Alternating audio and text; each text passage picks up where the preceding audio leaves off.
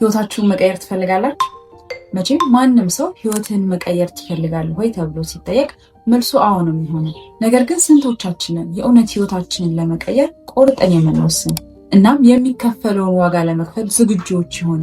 ብዙ ሰዎች ለውጥ ማለት በአንድ ጀንበር የሚመጣ ተአምር ይመስላቸዋል። ነገር ግን ለውጥ በአንድ ጀንበር የሚመጣ ነገር አይደለም። ለውጥ ማለት በየቀኑ የምናደርጋቸው ጥቃቅን ውሳኔዎች ድምር ውጤት ነው። ሳይንቲስቶች በጥናት እንዳረጋገጡት ከሆነ ደግሞ አንድ ሰው አሮጌውን ልማዱን ትቶ አዲስ ልማድ ለመገንባት 21 ቀናትን ይወስድበታል። በዛሬ ቪዲዮ ላይ የማካፍላችሁ 9 ነጥቦች እንዴት አድርጋችሁ በ21 ቀን ብቻ ህይወታችሁን መቀየር እንደምትችሉ ነው። ስለዚህ ይህንን ቪዲዮ እስከ መጨረሻው ድረስ ማየታችሁን እርግጠኛ ሆኖ፣ ምክንያቱም እያንዳንዱን ነጥብ ስትሰሟቸው እንዴት ህይወታችሁን ሊቀይሩ እንደሚችሉ ትረዱበታላችሁ። ሰላም ውድ የሮዝ ኢንስፓየር ቤተሰቦች እንዴት ናቸው? ለማታውቁኝ እኔ ሮዝ እባላለሁ። ይህ ደግሞ ሮዝ ኢንስፓየር ነው። ለቻናሌ አዲስ የሆናችሁ ካላችሁ ደግሞ ቻናሌን ሰብስክራይብ በማድረግ ቤተሰብ ሁኑ። ላለሁት የዩቲዩብ መረጃ እንደሚያሳየኝ ከሆነ ደግሞ 90% የምትሆኑት ተመልካቾቼ ቻናሌን ሰብስክራይብ ሳታደርጉ ስለሆነ የምትመለከቱት ሰብስክራይብ እንድታደርጉ በትህትና እጠይቃለሁኝ። ለውጥ የሚጀምረው ከውሳኔ ነው። 21 ቀናት ማለት 504 ሰዓታት ማለት ነው። እነዚህ 21 ቀናት የድሮ ማንነታችሁን ቀብራችሁ አዲሱን ማንነታችሁን የምትገነቡባቸው ናቸው። ሳይንቲስቶች እንደሚነግሩን ከሆነ አእምሯችን አዲስ ልማድን ለመገንባትና አዲስ ባህሪን ለመልመድ 21 ቀናት ብቻ ይፈጁበታል ይላል። በ21 ቀናት ውስጥ ህይወታችንን ለመቀየር መውሰድ ካሉብን 9 እርምጃዎች መካከል አንደኛው የጠዋት ድል ነው። አብዛኛው ሰው ከእንቅልፉ ሲነሳ መጀመሪያ የሚያደርገው ስልኩን ማንሳትና ስልኩን መነካካት ነው። ይህ ማለት ደግሞ ገና ቀኑ ሳይጀመር ቀናችንን እንደማበላሸት ይቆጠራል። ስልካችን ላይ የተለያዩ ወሬዎችን፣ የማይሆኑ ዜናዎችን፣ አሉባልታዎችን ስለምንሰማ ሙሉ ቀናችንን ስለነዛ ነገሮች እንድናብሰለስል ስለሚያደርገን አእምሯችንን ቢዚ ያደርገዋል እና ምርታማ እንዳንሆን ያግደናል። አንድ ሯጭ ውድድሩን ከመጀመሩ በፊት ትኩረቱ ሜዳው ላይ እንጂ ደጋፊዎቹ ላይ አይደለም። የእናንተ ሜዳ ጠዋት ስትነሱ የምታሳልፏት 1 ሰዓት ናት። ያቺ 1 ሰዓት ሙሉ ቀናችሁን ትወስናለች። ስለዚህ ጠዋት ከእንቅልፋችሁ ስትነሱ ስልካችሁን ቢያንስ ለ1 ሰዓት ያክል ከመነካካት ተቆጠቡ። ስልካችሁን በመነካካት ፋንታ አልጋችሁን አንጥፉ፣ ቁርሳችሁን ተመገቡ፣ ራሳችሁን ለቀኑ አዘጋጁ። የቀን እቅዳችሁንም አውጡ። የቀን እቅዳችሁን ማውጣታችሁ ቀናችሁ በምን መንገድ እንደሚሄድ ቀድማችሁ እንድታውቁና እንድትዘጋጁ ይረዳችኋል። ሁለተኛ የንባብ ልምድና አዳዲስ ነገሮችን የማወቅ ጉጉት። አእምሯችን ልክ እንደ ጡንቻ ነው። ካልመገብነው እየተዳከመ ይሄዳል። ንባብና አዳዲስ እውቀቶች ደግሞ ለአእምሯችን ልክ እንደ ምግብ ናቸው። ራሳችሁንና ህይወታችሁን መቀየር ከፈለጋችሁ የማንበብ ልምድን ማዳበር መቻል አለባችሁ። ንባብ ማለት የአንድን የስኬታማ ሰው የብዙ ዓመታት ልምዶች በጥቂት ሰዓታት ውስጥ መቅሰም ማለት ነው። ዓለማችን ላይ ስኬታማ የምንላቸው ሰዎች ልክ እንደ ቢል ጌትስ ያሉት በቀን ውስጥ ቢያንስ የተወሰነ ያክል የማንበብ ልምድ አላቸው። ምክንያቱም መረጃ ኃይል እንደሆነ ያውቃሉ። ራሳችንን እኩል ከዓለም ጋር ማራመድ ከፈለግን አዳዲስ እውቀቶችንና አዳዲስ መረጃዎችን ማወቅ አለብን። ስለዚህ ለማንበብ ጊዜ የለኝም ማለታችሁን አቁሙና ለማንበብ ጊዜ አመቻቹ። ቢያንስ በቀን 10 ገጽ የማንበብ ልምድ ይኖራችሁ። በእነዚህ በ21 ቀናት ውስጥ 10 ገጽ ብታነቡ እስከዛሬ ያውቃችሁት ከምታውቁት እውቀት ላይ የበለጠ ተጨማሪና አዲስ እውቀትን ታገኛላችሁ።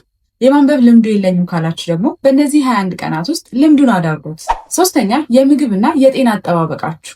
ሰውነታችን የምንኖርበት ብቸኛው ቤታችን ነው። የምንመገበው ምግብ ላይ ትኩረት ማድረግ አለብን። ምክንያቱም የምንመገባቸው ምግቦች ሰውነታችን ላይ እንዲሁም ደግሞ አእምሯችን ላይ ትልቅ ተጽዕኖ አላቸው።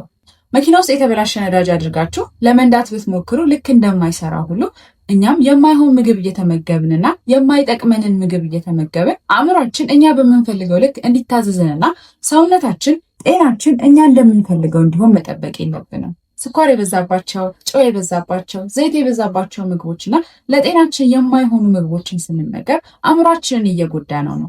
ዛሬ ላይ ባይታወቀንም ወደፊት ግን ቀስ በቀስ ውስጣችንን እየሸረሸሩ ይሄዳል። ለ21 ቀን እነዚህን ለጤና ተስማሚ ያልሆኑ ስኳር ነክና ዘይት የበዛባቸው ምግቦች አቁማችሁ ፕሮቲን ነገሮችንና አትክልቶችን ተመግባችሁ እስኪ ሰውነታችሁን እዩት። ጤናችሁንም በዛው ገምግሙት። ልዩነቱን በአጭር ጊዜ ውስጥ ታዩታላችሁ። ሰውነታችሁ ላይ፣ ቆዳችሁ ላይ እንዲሁም ደግሞ ንቃታችሁ ላይ ታዩታላችሁ። አራተኛው የእንቅስቃሴ ኃይልና እንቅስቃሴ ማድረግ። አብዛኛው ሰው ስፖርት የሚሰራው ሰውነት ለመቀነስና ውፍረትን ለመቀነስ ይመስለዋል። ነገር ግን ስፖርት የሚሰራ ውፍረትን ለመቀነስ ብቻ ሳይሆን ለአእምሯችን ጤና ወሳኝ ስለሆነ ነው።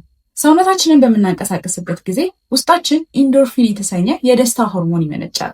እናም ይህ ሆርሞን ከድብርት ነፃ እንድንሆንና እንድንነቃቃ ያደርገናል። የድብርት ስሜት ሲሰማችሁና ምንም ነገር የማድረግ ፍላጎት ሳይኖራችሁ ሲቀር ተነስታችሁ ተንቀሳቀሱ፣ ትንሽ ወክ አድርጋችሁ ተመለሱ። ያ ስሜት ወዲያውኑ ሲጠፋ ታዩታላችሁ። ስለዚህ እንቅስቃሴ ማድረግን እናዳብር። ግዴታ ጂም መሄድ አይጠበቅብንም። እንቅስቃሴ ማድረግ ከፈለግን ለ30 ደቂቃ ውጭ ወጥተን ንጹህ አየር እየተቀበለን ዋክ ማድረግ እንችላለን።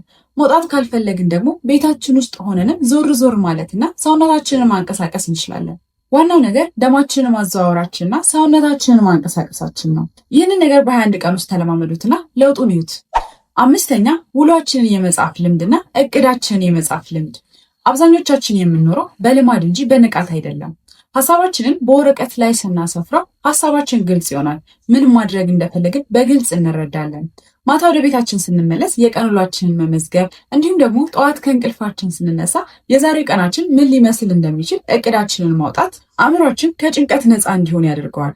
አብዛኛውን ጊዜ እኛ ሳናስተውለው በጣም ተጨናንቄያለሁ፣ ነገር ግን ምን እንደሚያስጨንቀኝ አናቅም እንላለን። አእምሯችን ውስጡ የተበታተኑ ሐሳቦች በሚኖሩበት ሰዓትና እነዛን ሐሳቦች ኦርጋናይዝ ማድረግ ሲያቅተው ጭንቀት ውስጥ ይገባል። ስለዚህ ከእንደዚህ አይነት ጭንቀት መላቀቅ የምንፈልግ ከሆነ አእምሯችን ውስጥ ያለውን ነገር በቅደም ተከተል መጻፍ እንልመድ። እስኪ ሞክሩት። በተጨናነቃችሁ ሰዓት ላይ አእምሯችሁ ውስጥ ያለውን ነገር በዝርዝር ወረቀት ላይ አስፍሩት። ከዛም ለውጡን ይዩት።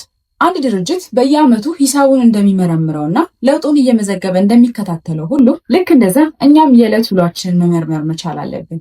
ዛሬ ምን አጠፋው? ዛሬ ምን ተማርኩኝ? ዛሬ ቀኔ እንዴት አለፈ? ብላችሁ ራሳችሁን ጠይቃችሁ ሐሳባችሁን ወረቀት ላይ አስፍሩት።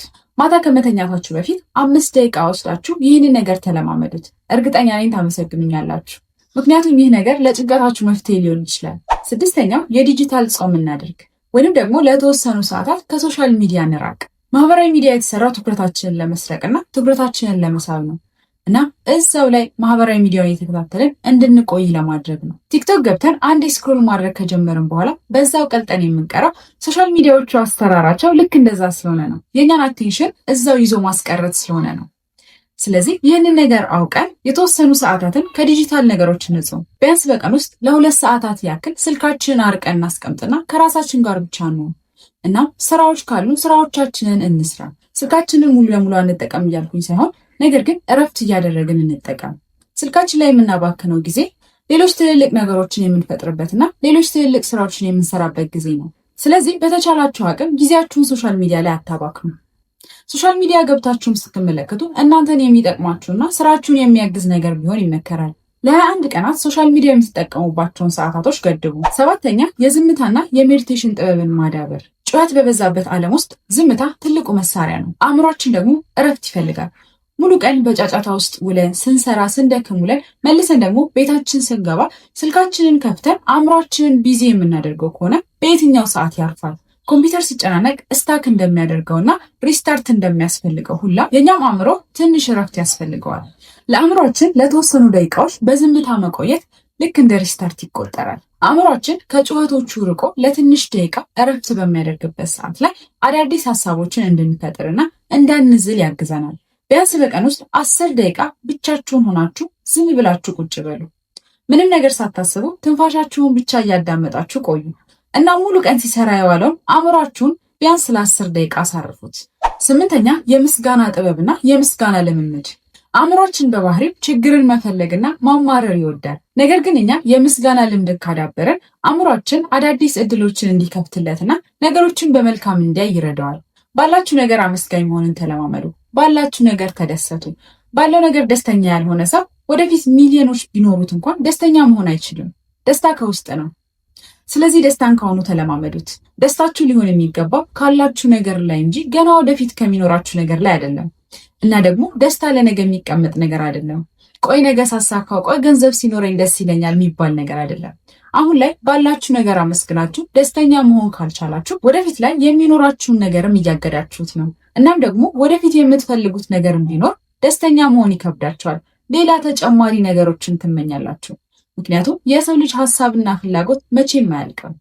በእነዚህ 21 ቀናት ውስጥ ይህንን ልምድ አዳብሩ። ቢያንስ በቀን ውስጥ 3 የምታመሰግኑባቸውን ነገሮች ፈልጋችሁ አመስግኑ። ዛሬ ጤነኛ ስለሆንኩኝ አመሰግናለሁ። ቤተሰቦቼ በህይወት ስላሉ ከጎኔ ስላሉ አመሰግናለሁ። ስራ ስላለኝ፣ የምበላው ስላለኝ አመሰግናለሁ፣ ወዘተ እያላችሁ ቢያንስ በቀን ውስጥ 3 የማመስገኛ ምክንያቶችን ፈልጋችሁ አመስግኑ። እመኑኝ በአጭር ጊዜ ውስጥ ህይወታችሁ ይቀየራል። 9ኛ ዲሲፕሊን ይኑራችሁ። ሞቲቬሽን ወይንም ደግሞ መነሳሳት ስራን እንድንጀምር ያደርገናል። ነገር ግን ስራውን እንድንቀጥልና እንድንጨርስ የሚያደርገን ዲሲፕሊን ነው። ስሜታችሁን ተከትላችሁ አትወስኑ። ዛሬ ደክሞኛል፣ ዛሬ መስራት አልፈልግም፣ ዛሬ ደብሮኛል፣ ይህን ነገር አላደርግም እያላችሁ እቅዳችሁን ከማድረግ አትስተጓጎሉ። በጤነኛ አእምሮ ሆናችሁ የወሰናችሁትና በጤነኛው አእምሮ ሆናችሁ ያወጣችሁት እቅድ ትክክል ስለሆነ እሱን ተከተሉ። አደርጋለሁ ያላችሁትን ነገር አድርጉት። ለራሳችሁ ቃል የገባችሁትን ነገር አትጠፉ። እነዚህን 21 ቀናትም ዲሲፕሊን ሆናችሁ አድርጓቸው። በእነዚህ 21 ቀናት ውስጥ ዛሬ ሙዲ አይደለም፣ ዛሬ ደብሮኛል ብላችሁ የምታልፉት ቀን ባይኖር ደስ ይለኛል። ህይወታችሁን መቀየር ከፈለጋችሁ ዲሲፕሊን መሆንን ተለማመዱ። እነዚህ የነገርኳችሁ 9 ነጥቦች ልክ እንደዚህ ሳወራችሁ ቀላል ሊመስሉ ይችላሉ። ነገር ግን ህይወታችሁ ላይ ስትተገብሯቸው እርግጠኛ ነኝ ህይወታችሁን ይቀይሩላችኋል። እና ከዛሬ ጀምሮ ለ21 ቀን ራሳችሁን ቻሌንጅ አድርጉት። ግዴታ የነገርኳችሁን 9ኙንም ማድረግ አለባችሁ እያልኩኝ አይደለም። ቢያንስ ከነገርኳችሁ ውስጥ 2ቱን 3ቱን ማድረግ ብትጀምሩ ከ21 ቀን በኋላ ሌላ ሰው ትሆናላችሁ። አዲስ ማንነት ይኖራችኋል። ትልቁ ኢንቨስትመንት ራሳችን ላይ የሚደረግ ኢንቨስትመንት ነው። ጊዜው አሁን ነው። ለነገ ማሳደራችሁን ትታችሁ አሁኑኑ ጀምሩ። ምክንያቱም ነገ ሌላ ሰበብ ነው ይዞ የሚመጣው። የዛሬው ቪዲዮ ይህን ይመስል ነበረ። እስከ መጨረሻው ድረስ አብራችሁኝ ስለነበራችሁ ከልብ አመሰግናለሁኝ። ሀሳብ አስተያየት ካላችሁ ኮሜንት ላይ አስቀምጡልኝ። ይህንን ቪዲዮ ላይክ እንዲሁም ለጓደኞቻችሁ ሼር አድርጉልኝ። ለዩቲዩብ ቻናሌ አዲስ የሆናችሁ ካላችሁ ደግሞ ቻናሌን ሰብስክራይብ በማድረግ ቤተሰብ ሁኑላለሁኝ። በሌላ ቆንጆ ቪዲዮ እስከማገኛችሁ ድረስ ቻው።